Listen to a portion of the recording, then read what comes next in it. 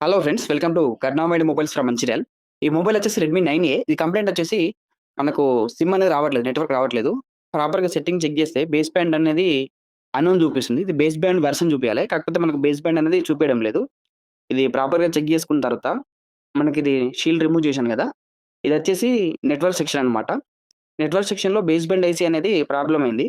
అది ఎందువల్ల ప్రాబ్లమ్ అయిందంటే సంథింగ్ వాటర్ పడి ఉండొచ్చు మేబీ. లేదా బర్న్ అయ్యి ఉండొచ్చు. దానివల్ల మొత్తము ఐసీ కింద ప్యాడ్స్ అనేటియన్నీ గూడా డ్యామేజ్ అయిపోయినాయి. అది రెక్టిఫై చేసేసి కొత్త ఐసీ మార్చిన తర్వాత మనకు ఎవ్రీథింగు చూడండి, ఒకసారి వస్తుంది సిగ్నల్. మనకు మళ్ళీ బేస్ బ్యాండ్ వెర్షన్ గూడా మనకి ఎవ్రీథింగ్ చూపిస్తుంది. ఇంతకుముందు మనకు బేస్ బ్యాండ్ అనేది అన్‌నోన్ చూపించింది. ఇప్పుడు బేస్ బ్యాండ్ వెర్షన్ చూపిద్దాం. ఒకసారి చూడండి. ఇలాంటి ఎనీ కంప్లెయింట్ అండి మమ్మల్ని కాంటాక్ట్ అవ్వండి. నా నంబరు స్క్రీన్ పైన ఉంది. మా shop address Karunamani mobiles, railway station road, Mancherial. Thank you.